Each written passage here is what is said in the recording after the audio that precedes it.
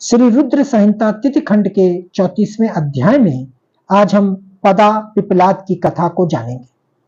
ब्रह्मा जी बोले, नारद जी, शैलराज हिमालय राजा अनरंड की कथा सुनकर बोले कि हे मुनि विशिष्ट, आपने मुझे बहुत ही उत्तम कथा सुनाई है। अब मुझ पर कृपा करके मुझे ऋषि पिपलाद और देवी पद्मा के विवाह से आगे की भी कथा सुनाएं। पद्मा को पत्नी बनाकर ऋषि कहां गए और उन्होंने क्या किया? शैलराज हिमालय के इस प्रकार कहे प्रश्नों को सुनकर मुनि विशिष्ट बोले, पर्वतराज ऋषि पिपलाद अत्यंत वृद्ध थे। उनकी कमर झुकी हुई थी तथा वे कांप कांप कर आगे चल पाते थे। इस प्रकार बूढ़े ऋषि की पत्नी बनकर देवी पदा उनके साथ उनकी कुटिया में आ गई। पदा रूपवती होने के साथ साथ गुणवती भी थी। वह साक्षात लक्ष्मी का रूप थी। अपने पति को वह साक्षात विष्णु समझकर उनकी सेवा करती थी। एक दिन की बात है, देवी पदा स्वर्णा नामक नदी में स्नान करने गई। तभी धर्मराज वहां आ पहुंचे और उनके मन में पदा की परीक्षा लेने की बात आ गई। धर्मराज ने राजश्री वस्त्रों एवं आभूषणों को धारण किए और रथ में बैठ गए। रथ में बैठ वे साक्षात कामदेव प्रतीत हो रहे थे। देवी पदा को मार्ग में ही रोककर उन्होंने कहा, देवी, आप तो परम सुंदरी हैं। आपकी सुंदरता को देखकर तो चांद भी शर्मा जाए। आप तो राजरानी बनने योग्य हैं। आप इस भयानक जंगल में उस बूढ़े पिपलाद के साथ क्या कर रही हैं? वह बूढ़ा तो मृत्यु के बहुत पास है। देवी, आप उसको त्याग कर मेरे साथ चलें। मैं आपको अपने हृदय में स्थान दूंगा। आप मेरी रानी बनकर राज करेंगी। आपकी सेवा करने के लिए हजारों दासियां होंगी जो आपकी हर आज्ञा को सिरोधार्य करेंगी। मैं स्वयं आपका दास बनकर रहूंगा। यह कहकर धर्मराज रथ से नीचे उतरकर देवी पदा का हाथ पकड़ने हेतु आगे बढ़े। यह देखकर पदा क्रोधित हो गई और पीछे हटकर जोर से बोली, अरे मूर्ख, अज्ञानी, अधर्मी, पापी, दूर हट जा। यदि तूने मुझे स्पर्श भी किया तो तू नष्ट हो जाएगा। तू काम में अंधा होकर मेरे पतिव्रत धर्म को भ्रष्ट करना चाहता है।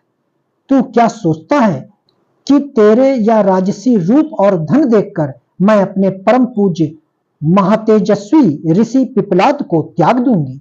नहीं, कदापि नहीं।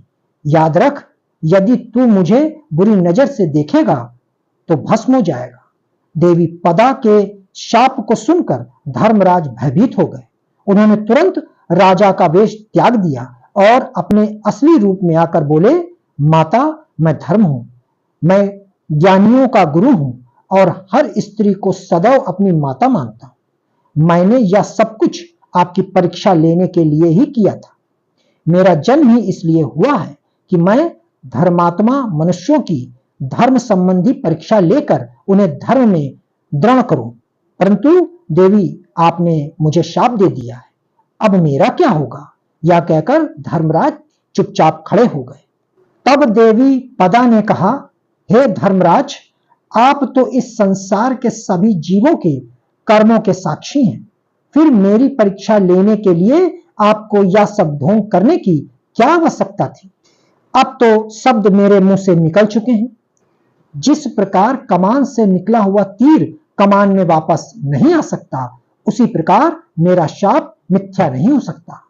धर्म आपके 4 पाद हैं। सतयुग में तुम्हारे चारों पाद होंगे, त्रेता युग में 3 पाद होंगे और द्वापर युग में 2 पाद होंगे। कलयुग में एक भी पाद नहीं होगा, परंतु जब पुनः सतयुग शुरू होगा तो तुम्हारे चारों पाद पूर्व की भांति वापस आ जाएंगे। पदा के वचनों को सुनकर धर्मराज प्रसन्न हो गए और कहने लगे, देवी, आप धन्य हैं। आप अति पतिव्रता हैं। आपका अपने पति से अटूट प्रेम है। आप सदा ही उनके चरणों से प्रेम करेंगी। मैं आपके पतिव्रत धर्म से प्रसन्न होकर आपको वरदान देता हूं कि आपके पति जवान हो जाएं तथा उनकी जीवनी स्थिर रहे। वे मार्कंडे के समान दीर्घायु हों, कुबेर के समान धनवान तथा इंद्र के समान सुंदर एवं वैभव संपन्न हो। देवी आपको शीघ्र ही 10 पुत्रों की प्राप्ति होगी जो कि गुणवान व दीर्घायु होंगे। यह कहकर धर्म अंतर्ध्यान हो गए और देवी पदा अपने घर वापस आ गई। उसने घर पहुंचकर देखा तो उनके पति धर्म के वरदान के अनुसार जवान हो गए थे। उनके घर में सुख विलास की सभी वस्तुएं मौजूद थीं। इस प्रकार पिपलाद और पद्मा सुखपूर्वक जीवन व्यतीत करने लगे। कुछ समय पश्चात देवी पदा को 10 पुत्रों की प्राप्ति हुई, जिन्हें पाकर दंपत्ति का जीवन खुशियों से भर गया। भक्तों, आगे की कथा श्री रुद्र संहिता तिथि खंड का 35वां अध्याय अवश्य सुने। ओम नमः शिवाय।